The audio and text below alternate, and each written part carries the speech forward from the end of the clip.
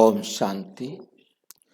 19 फरवरी 2022 आज की साकार मुरली रंगीन बड़े बड़े शब्दों में पढ़ें, सुने और मंथन करें।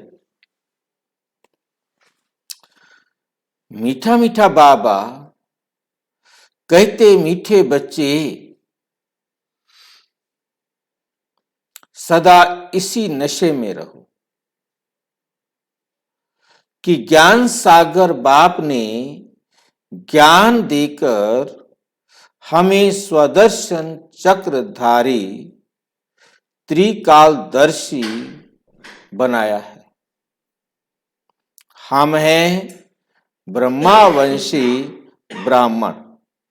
हम हैं ब्रह्मावंशी ब्राह्मण। प्रश्न, तुम बच्चे ब्राह्मण बनते ही पदम भाग्यशाली बन जाते हो। कैसे? पदम भाग्यशाली क्या होगा? हर कदम में पद्मों की कमाई। हर कदम में पद्मों की कमाई। श्रीमत पर हर कदम में पद्मों की कमाई का क्या मतलब है? हर पल हमारी चढ़ती कला। हम हर एक्ट जो भी कर्म कर रहे हैं वो परमात्म डायरेक्शन पर होने के कारण इस संसार से अलग है। जैसे कमल का फूल कीचड़ में रहते हुए कीचड़ से न्यारा रहता है, ऐसे हमारा हर एक्ट इस संसार से न्यारा है। पद्मा पदम मतलब एकदम जिसकी कोई दुनिया के साथ कंपेयर नहीं किया जा सकता, मिलाया नहीं जा सकता। इतना श्रेष्ठ भाग्य है हमारा कि दुनिया में किसी के साथ भी उसकी तुलना नहीं की जा सकती। क्योंकि ब्राह्मण बनना अर्थात सेकंड में जीवन मुक्ति प्राप्त करना। ब्राह्मण बनना अर्थात सेकंड में जीवन मुक्ति प्राप्त करना। क्या मतलब है इसका? ब्राह्मण तो सारे बने हैं, परंतु वो ब्राह्मण नहीं है यदि उन्हें सेकंड में जीवन मुक्ति प्राप्त नहीं। ब्राह्मण बनने का मतलब ही बाबा कहते सेकंड में जीवन मुक्ति प्राप्त करना। बाप का बच्चा बना और वर्षे का अधिकार मिला। अधिकार तो मिल गया, परंतु अधिकार लेगा तो ब्राह्मण है। आके बाबा तो बहुत कहते हैं, परंतु बाबा बनना माना बाप की जायदाद, बाबा कहना माना बाप की जायदाद का अधिकारी बनना। बाप की जायदाद का अधिकारी बनना।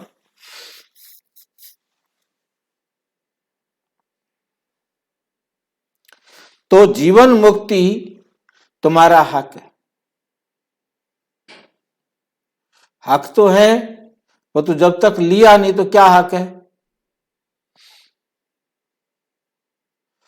इसलिए तुम पदम भाग्यशाली हो। बाकी इस मृत्यु लोक में तो कोई सौभाग्यशाली नहीं। सौभाग्यशाली नहीं। सौभाग्यशाली किसे कहते हैं? एक बार मुरली में बहुत अच्छी तरह ये समझाया गया। हाँ, सौभाग्यशाली माना कंप्लीट भाग्यशाली।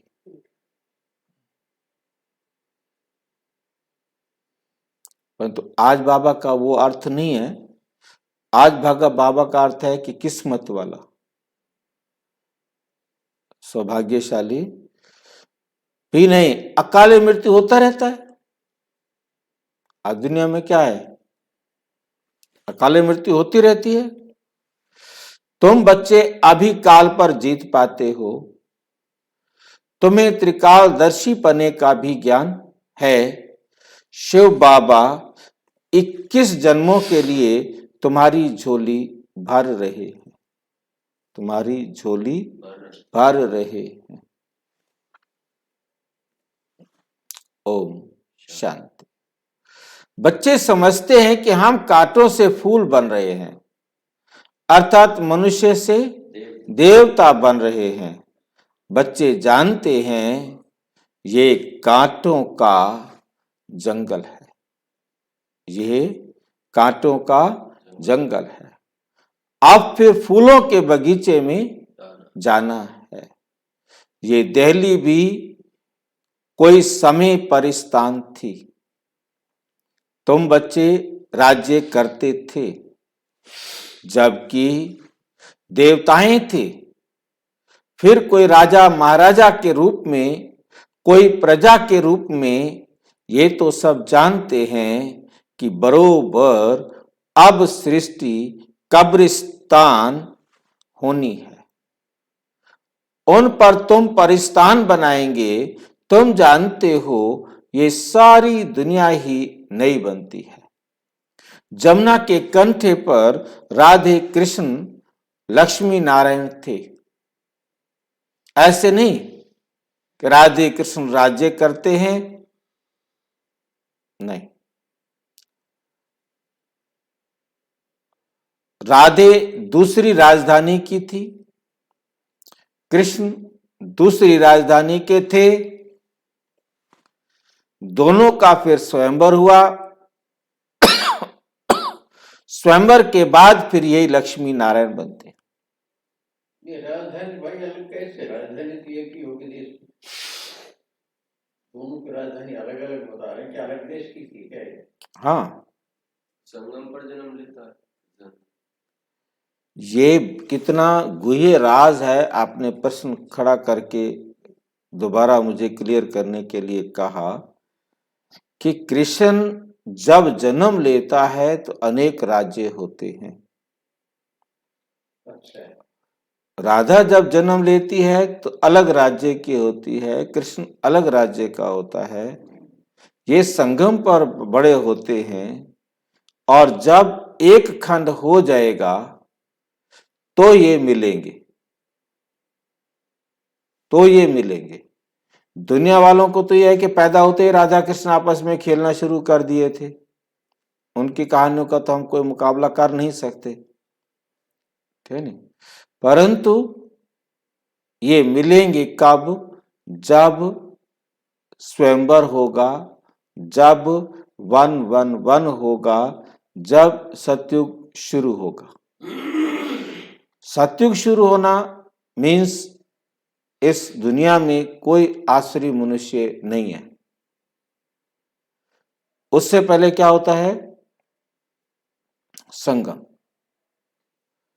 और संगम में भी एक बात बहुत अच्छी तरह से आप समझ चुके होंगे कि 1 साल, कल की मुरली में ये बात समझाई गई थी कि 1 साल परम धाम में कोई आत्मा नहीं रहती।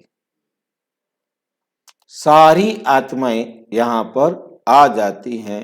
1 साल तक सारी आत्माएं यहां होती हैं। परम धाम खाली रहता है। हाँ, ये कल की मुरली में बाबा ने बहुत अच्छी तरह हमने चर्चा की। सवेरे तो नहीं की, शाम को की, क्योंकि 1 साल तो हर आत्मा को कम से कम यहां आना ही आना है। अब जो आत्मा विनाश से 1 साल पहले लास्ट आत्मा आ गई, इसका मतलब वहां कोई आत्मा नहीं रही। और जाना सारे संसार की आत्माओं को एक साथ है, तो कोई आत्मा पहले नहीं जा सकती। तो 1 साल जो लास्ट आत्मा है उसे कम से कम 1 साल के लिए तो यहां आना है। तो इसका मतलब 1 साल तक परम धाम में कोई आत्मा नहीं रहती। और उसके बाद सारी आत्माएं 1 साल के बाद वापस चली जाएंगी। तो 1 साल तक सारी आत्माएं परम धाम में रहती हैं। 1 साल तक इस पृथ्वी पर कोई आत्मा नहीं होती। भाई जब 1 साल वो एक साथ ही आते हैं तो उधर परम धाम खाली हो गया, सारी पब्लिक यहाँ आ गई। हाँ, उसके बाद में फिर यहाँ से जाएंगे तो वो नंबरवार प्रसार के अनुसार क्यों होता है, फिर सचिव त्रेता कलयुग क्यों बने हैं? वो परम धाम सारे जाएंगे घर एक साथ, चाहे किसी के नंबर हो 100, चाहे 99, चाहे 70, चाहे 50, चाहे 20, चाहे 10, जाएंगे सब साथ। चाहे 1, सारी आत्माओं का रिजल्ट एक साथ निकलेगा। सारी आत्माएं एक साथ घर जाएंगी, परंतु वहां आराम करेंगी। जैसे जैसे यहाँ पर 100% प्योर धरती है तो 100% वाली आत्माएं नीचे आ जाएंगी, बाकी सब वहीं आराम करेंगे। घर सारी एक साथ जाएंगी, आएंगे नंबरवार, आएंगे नंबरवार, फिर जाएंगे एक साथ, फिर आएंगे नंबरवार। तो कहने का मतलब कि राधा कृष्ण, राधा किसी और देश में पैदा होगी। आज तो बहुत सारे राज्य है ना, राधा ने जन्म ले लिया है, वो किसी और देश में पैदा होगी, कृष्ण किसी और देश में पैदा होगा। तो सारे खंड जब आग लगेगी, सारे खंड मिलकर एक हो जाएंगे, तो जो सारे महल हैं वो सारे के सारे महल इकट्ठे हो जाएंगे, और वो महल इतनी बड़ी आग में, इतनी बड़े तूफान में सुरक्षित रहेंगे। ठीक है कि नहीं? उनको बॉम्ब्स, मिसाइल्स, जो भी आग लगेगी कि प्लेटिनम जैसी हार्डेस्ट मेटल भी पिघल जाएगी, सारे धरती के खंड एक दूसरे से अलग, परंतु उनके ऊपर भूकंप का, बाढ़ का, आग का कोई असर नहीं होगा। ऐसे महल अभी बनाए जा रहे हैं, ठीक है? तो वो उनमें रहेंगे, और वो महल चाहे अमेरिका में होगा, चाहे अफ्रीका में होगा, चाहे ऑस्ट्रेलिया में होगा, चाहे कहीं भी होगा, परंतु सारे खंड मिल करके एक होंगे, तो वो महल भी सारे मिल करके नजदीक नजदीक आ जाएंगे, और फिर वो सभी मिलेंगे, उनका स्वयंवर होगा, उनका विवाह होगा, और राजा बनेंगे, और वन शुरू होगा। भाई अभी तो जाएंगे ना, चाहे राधा की आत्मा चाहे कृष्ण की आत्मा, सभी आत्माएं जाएंगे। जाएंगी तो अभी तो सब जाएंगे। हाँ, सभी आत्माएं एक साथ जाएंगी, सिर्फ उनके शरीर योग निद्रा में सुरक्षित रहेंगे, आकर के वो अपने शरीर को पहनकर खड़े हो जाएंगे। ठीक है? पांचों तत्व उसकी मतलब सेवा है। बिल्कुल। स्वयंवर के बाद फिर ये लक्ष्मी नारायण बनते हैं, फिर इस परिस्थान में जमुना के कंठे पर राज्य करते। ये गद्दी बहुत पुरानी है, आदि सनातन देवी देवताओं की गद्दी बनती आई है, परंतु इन बातों को सिर्फ तुम बच्चे ही जानते हो। तुम ही अपना परिस्थान बना रहे हो, राजधानी स्थापन कर रहे हो। कैसे? योग बल से। देवी देवताओं की राजधानी लड़ाई से नहीं स्थापन हुई थी, तुम यहां सीखने आए हो राजयोग बल, जो 5000 वर्ष पहले सीखे थे। तुम कहेंगे, हाँ बाबा, कल्प पहले भी आज के ही दिन इसी समय हम बाबा से पढ़ना सीखे थे। यहां सिर्फ बच्चे ही आते हैं, बच्चों के बिना बाप और कोई से बात कर ना सके। बाप कहते हैं, मैं बच्चों को ही सिखलाता हूं। तुमको कितना नशा होना चाहिए, ज्ञान का सागर बाप है, ज्ञान का सागर बाप है। उनको ही ज्ञान ज्ञानेश्वर कहते हैं। इसका अर्थ है ईश्वर जो ज्ञान का सागर है, वे इस समय तुमको ज्ञान देते हैं। कौन सा ज्ञान देते हैं? सृष्टि के आदि मध्य अंत का ज्ञान। तुम बच्चे स्वदर्शन चक्रधारी बनते हो, तुम ब्रह्मा वंशी हो, विष्णु वंशी जो राज्य करेंगे, विष्णु वंशी जो राज्य करेंगे, वे स्वदर्शन चक्रधारी त्रिकालदर्शी नहीं है। वे स्वदर्शन चक्रधारी त्रिकालदर्शी नहीं है। तुम ब्रह्मा वंशी हो, सो फिर देवता बनेंगे।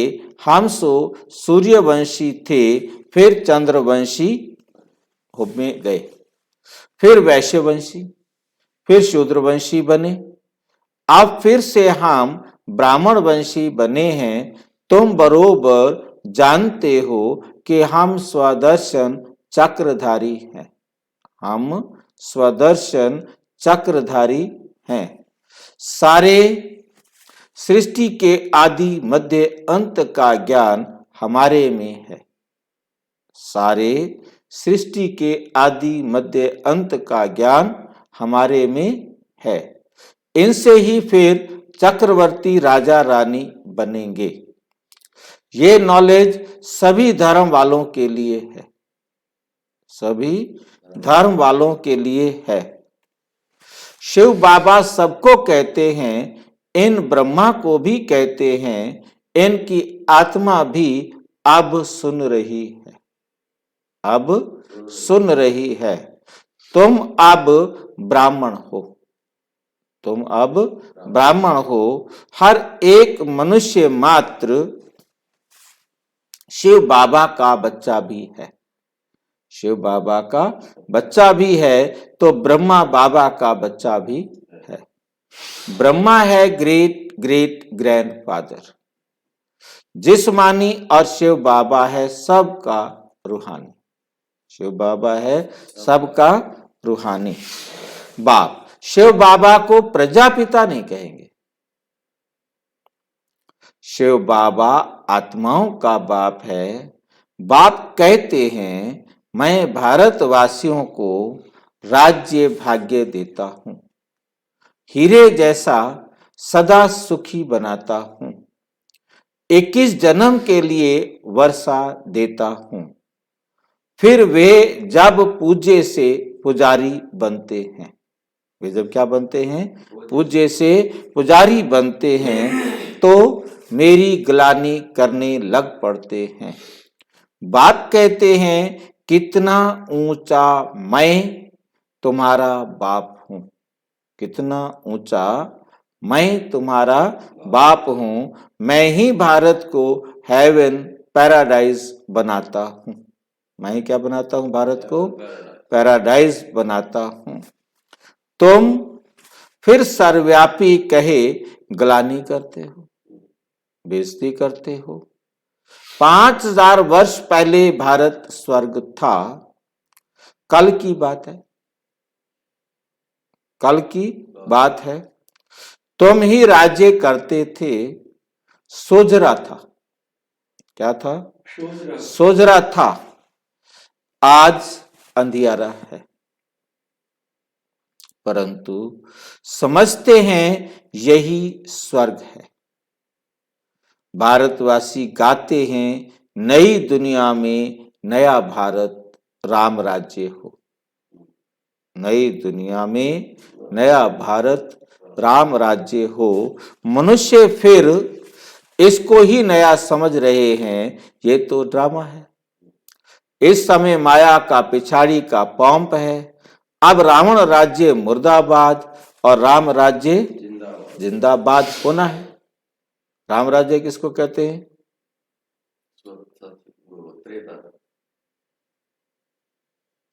राम राज्य किसको कहते हैं? हाँ, राम राज्य जिंदाबाद। राम राज्य किसका राज्य? राम कौन? शिव बाबा। वो सीता का राम, राम नहीं। हाँ,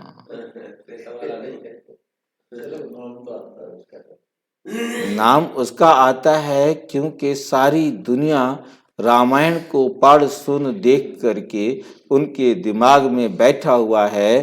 परंतु राम राज्य मतलब शिव बाबा का राज्य। शिव बाबा तो सतयुग में आते नहीं, फिर सतयुग को राम राज्य क्यों कहा? चलो शिव बाबा का राज्य, तो शिव बाबा तो सतयुग में आते नहीं, आते भी नहीं, राजा भी लक्ष्मी नहीं नारायण करते। करना राज्य और आते भी नहीं, राज्य भी नहीं करते, फिर राम राज्य क्यों कहा? स्थापन किया ना उन्होंने, उनके द्वारा स्थापन। उन्होंने तो संगम युग में किया, संगम युग पे तो स्थापन। संगम युग को राम राज्य कहा जाए? 50 वर्ष सतयुग के 50 वर्ष कलयुग हो गए। नहीं, क्या संगम युग को राम राज्य कहा जाए? लेकिन यहाँ तो हम पुरुषार्थ कर रहे हैं ना, बने प्रारब्ध नहीं उसकी ना होती है ना, प्रारब्ध होती है उसकी शिव बाबा की। बने जब राम आते हैं तो रावण का राज्य होता है, रावण का वध होगा तब राम राज्य होगा। रावण का वध कब होगा? जब संगम खत्म होगा, जब संगम खत्म होगा। पूरा रावण का राज्य तो तभी खत्म होगा ना। परमात्म डायरेक्शन पर, ये वंडरफुल बात समझने वाली है, परमात्म डायरेक्शन पर जब हम संपूर्ण पवित्र बन जाएंगे, उनकी डायरेक्शन पर हमारा जीवन चलेगा, तो हमारा राज्य होगा ना, राम राज्य होगा। समझ में आई है बात?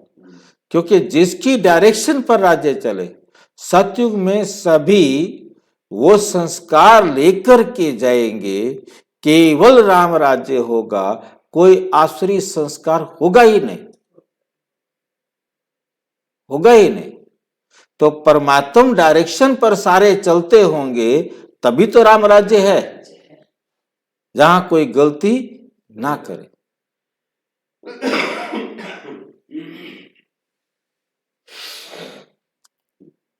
राम राज्य कोई राम सीता के राज्य को नहीं कहा जाता, सूर्यवंशी राज्य को ही राम राज्य कहा जाता है। तुम आए हो सूर्यवंशी राजा बनने के लिए, ये राजयोग है। ये नॉलेज कोई ब्रह्मा या कृष्ण नहीं पढ़ाते, ये तो परम पिता परम आत्मा ही पढ़ाते हैं। पतित पावन वो बाप है, सारे विश्व को हेवन बनाने वाला, सुख शांति देने वाला। ये भारत पहले सुख धाम था, आते तो सब शांति धाम से हैं। अहम आत्मा पहले शांति धाम में रहने वाली है, आत्मा सो परम आत्मा नहीं है। अहम आत्मा सूर्यवंशी थे, फिर क्षत्रिय वैश्य वंशी, वैश्य शूद्र बने, अब फिर ब्राह्मण वंश में आए हैं। ये चक्र अर्थात बाजोली का खेल है। पहले पहले हैं चोटी ब्राह्मण, फिर क्षत्रिय, टोटल 84 जन्म भोगने पड़ते हैं बच्चे। इसमें मूंझने की कोई बात नहीं, इसमें मूंझने की कोई बात नहीं है। सेकंड में जीवन मुक्ति, बाप का बच्चा बना और वर्षे का लायक हो गया, मां के गर्भ से निकला और वर्षा लिया। ये भी सेकंड की बात है। जनक को सेकंड में जीवन मुक्ति मिली ना। तुम भी ईश्वर के बने तो जीवन मुक्ति तुम्हारा हक है। तुम अमर लोक के मालिक बनते हो, ये है मृत्यु लोक, ये है मृत्यु लोक। तुमसे सौभाग्यशाली और कोई है नहीं, तुमसे किस्मत वाला, भाग्यशाली, श्रेष्ठ भाग्यशाली और कोई है नहीं। यहां हम ले सकते हैं पूरा का पूरा भाग्यशाली। हम पूरे 100% भाग्यशाली हैं, परंतु बाकी दुनिया वाले सौभाग्यशाली नहीं। यहां तो अकाले मृत्यु हो जाता है जब तुम काल पर विजय पाते हो। जिसने काल पर विजय पाली, जिसको ये बात समझ में आ गई कि हमारी तो मृत्यु होती नहीं, ये तो हम केवल क्या करते हैं, ड्रेस चेंज करते हैं, तो ना दुखी होते ना परेशान होते ना कोई बात। बाप कालों का काल है, तो उस बाप से तुमको कितना वर्षा मिलता है, तुम्हें सभी धर्मों को भी जानना चाहिए। इसलिए ये चित्र बनाए हैं। यह पाठशाला है। कौन पढ़ाते हैं? भगवानो वाच। कृष्ण नहीं पढ़ाते। ज्ञान का सागर कृष्ण नहीं है, वे तो परम पिता है। परम पिता परम आत्मा है, वही तुमको ज्ञान दे रहे हैं। तुम हो ज्ञान गंगाएं, देवताओं में तो ये ज्ञान होता ही नहीं। तुम ब्राह्मणों में ही ये ज्ञान है, त्रिकालदर्शी पने का तुम ही इस समय ये ज्ञान सीख कर पाते हो। राजयोग सीख स्वर्ग के राजा रानी बनते हो। स्वर्ग के राजा रानी बनते हो। तुम जानते हो हम बाबा द्वारा काल पर जीत पाएंगे, वहां तुमको साक्षात्कार होगा, तो ये पुराना शरीर छोड़ जाकर छोटा बच्चा बनेंगे। सर्प का मिसाल इसी के लिए है ना। सर्प का मिसाल किस लिए है? कि हम ये शरीर कैचुली छोड़ेंगे और दूसरी कैचुली आ जाएगी ना, शरीर एकदम सुंदर बन जाएगा, चमकने लगेगा। ये सब मिसाल तुम्हारे लिए।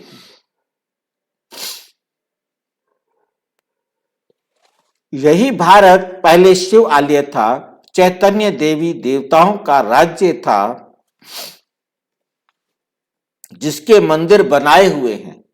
शिव बाबा आकर शिव आलय बनाते हैं। शिव बाबा क्या बनाते हैं? शिव आलय बनाते हैं। रावण फिर वैशाल्य बनाते हैं। रावण क्या बना देता है इसको? वैशाल्य बनाते हैं। बड़े बड़े विद्वान पंडित ये नहीं जानते। बड़े बड़े विद्वान पंडित रावण क्या चीज है? तुम जानते हो रावण का आधा कल्प राज्य चलता है। दिल्ली पर पहले गॉड गॉडेज लक्ष्मी नारायण का राज्य था। कहते भी हैं क्राइस्ट से 3000 साल पहले क्या था? भारत स्वर्ग था। परंतु फिर भूल गए। कोई मरता है तो कहते हैं कहां गया? स्वर्गवासी हुआ। अब स्वर्ग था 3000 साल पहले, तो अब वो स्वर्गवासी कैसे हुआ? बाइबल में लिखा कि ईसा मसीह से 3000 साल पहले स्वर्ग था। अच्छा, फिर ये कैसे कहते हो कि कोई मरा स्वर्ग में गया? यदि वो अब स्वर्ग में गया तो अब कैसे 3000 साल पहले जा सकता है? अब स्वर्ग ही नहीं है, कहीं स्वर्ग नहीं है। ये नहीं कि चलो यहां नहीं है तो वहां स्वर्ग हो, वहां चला जाए। इसी धरती पर स्वर्ग होता है, इसी धरती पर नर्क होता है। अब भारत नर्क है, अब भारत नर्क है तो पुनर्जन्म भी कहां होगा? नर्क में होगा। ये तो है नहीं कि आत्मा कहीं जाकर बैठी रहेगी, जब स्वर्ग आएगा तो शरीर ले लेगा। ऐसा भी नहीं हो सकता। बाप कहते हैं बच्चे तुमको याद है ना, कल्प कल्प मैं आकर तुमको स्वर्ग का मालिक बनाता हूं। अब तुम पतित से पावन बन रहे हो। ये काम एक ही बाप का है, बच्चों की बुद्धि में है। ऊंचे ते ऊंचा शिव बाबा। इस ब्रह्मा द्वारा बैठ सभी वेदों शास्त्रों का सार समझाते हैं। भक्ति मार्ग में तो मनुष्य खर्चा करते करते कोड़ी मिसल बन गए। कोड़ी मिसल बाप कहते हैं मैंने तुम बच्चों को हीरे जवाहरों का महल बना कर दिए, फिर तो तुमको नीचे उतरना ही था। कला कमती होनी ही थी, उस समय कोई ऊपर चढ़ ना सके, क्योंकि है ही गिरती कला का समय। इस समय तुम सबसे ऊंच ईश्वरीय औलाद हो, फिर देवता क्षत्रिय बनना है। फिर तुम्हें क्या बनना है? देवता क्षत्रिय बनना ही है। कितना भी कोई दान पुण्य करे, भक्ति मार्ग में खर्चा करते करते कला उतरनी ही है। बाबा भी बच्चों से पूछते हैं, मैंने तुमको इतना साहूकार बनाया, मैंने तुमको इतना साहूकार बनाया, तुमने सारा धन कहाँ किया? कहाँ किया? बच्चे कहते, बाबा आपके ही मंदिर बनाए, आपके ही मंदिर बनाए। अब फिर शिव भोलानाथ बाबा हमारी 21 जन्मों के लिए झोली भर रहे हैं, झोली भर रहे हैं। बाबा कहते हैं, I am your obedient servant, मैं तुम्हारा आज्ञाकारी नौकर हूं, मोस्ट ओबीडियंट फादर हूं, उससे भी ज्यादा आज्ञाकारी तुम्हारा बाप हूं, और उससे भी ज्यादा मोस्ट ओबीडियंट टीचर हूं। और चाहिए?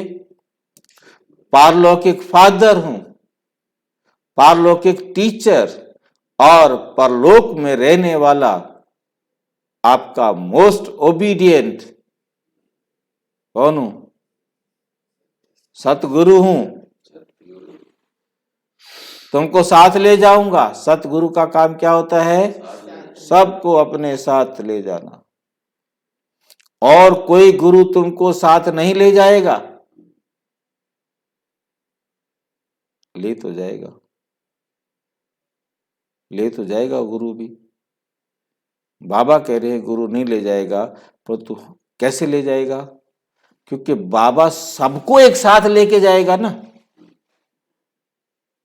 और वो लास्ट में अपने गुरु के पीछे जाएंगे ना, गुरु की श्रीमत पर चलेंगे ना, बाबा की श्रीमत पर नहीं चलेंगे। बाबा की श्रीमत को उनका गुरु जैसे समझाएगा वो वैसे मान लेंगे। अंत में उनको भी मुक्ति देने के निमित्त उनका गुरु मिलेगा। बाबा कह रहे हैं कि नहीं ले जाएगा, परंतु जाएंगे तो सारे एक साथ ना, चाहे वो गुरु हो, चाहे वो शिष्य हो, कोई भी हो, सभी एक साथ जाएंगे और वो बाबा की श्रीमत को मानेंगे अपने गुरु के द्वारा, जैसा उनका गुरु उनको समझाएगा।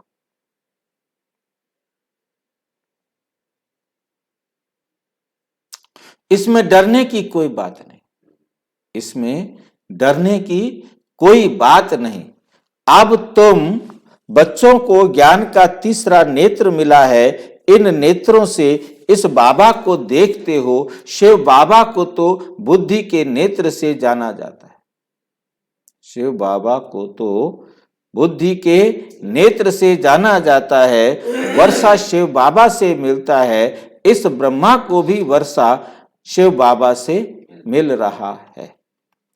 ऊंचे ते ऊंचा है शिव बाबा, फिर ब्रह्मा विष्णु शंकर, फिर ब्रह्मा विष्णु शंकर, फिर ब्रह्मा सरस्वती। याद आ रहा है चित्र ना? ऊपर 3 बिंदियां, फिर 2, फिर लक्ष्मी नारायण। सरस्वती फिर क्या बनेंगे? लक्ष्मी नारायण। उन्होंने कितने ढेर चित्र बनाए हैं, कोई 6 भुजा वाला, कोई 8 भुजा वाला, कोई 16 भुजा वाला। नहीं, ये सब भक्ति मार्ग है, वेस्ट ऑफ टाइम। भक्ति मार्ग क्या है? Waste of time. और क्या है भक्ति मार्ग? Waste of energy, waste of money, everything, dash dash dash. भक्ति क्या है? वेस्ट, बर्बाद करना। भक्ति क्या है? अज्ञान, अंधियारा। वास्तव में सर्वशास्त्रमय शिरोमणि है गीता। उनमें भी बाप के बदले बच्चे का नाम डाल दिया, एक कज भूल कर दी, ये भी ड्रामा है। सबका सदगति दाता पतित पावन एक बाप ही है। फिर दूसरा बाप है, एक बाप है शिव बाबा, दूसरा बाप है प्रजापिता ब्रह्मा, तीसरा है लौकिक बाप। जन्म बाई जन्म 2 बाप मिलते हैं। इस एक ही समय पर 3 बाप मिलते हैं। इसमें मूंझने की कोई बात ही नहीं। कहते हैं ज्ञान, फिर भक्ति, फिर वैराग्य। वैराग्य के बाद फिर क्या आएगा? ज्ञान। वैराग्य कैसे आता है? ज्ञान से। अब वैराग्य भी 2 प्रकार का है। एक है हद का वैराग्य, दूसरा है बेहद का वैराग्य। सन्यासी तो घर बार छोड़ जंगल में चले जाते हैं। यहां तो तुम पुरानी दुनिया को ही बुद्धि से छोड़ते हो। वे है हठ योग और ये है राजयोग। हठ योग कभी राजयोग सिखला नहीं सकते।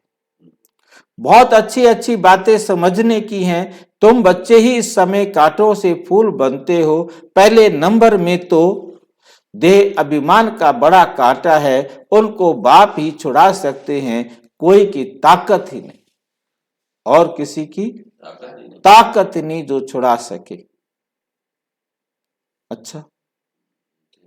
अच्छा, मीठे मीठे सिक्की लदे बच्चों प्रति माता पिता बाप दादा का याद प्यार और गुड मॉर्निंग।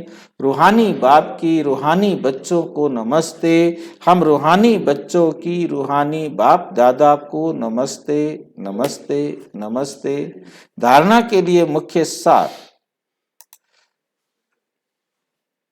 इस पुरानी दुनिया को बुद्धि से भूल बेहद का वैरागी बनना है। देह अभिमान के भूत को निकाल देना है।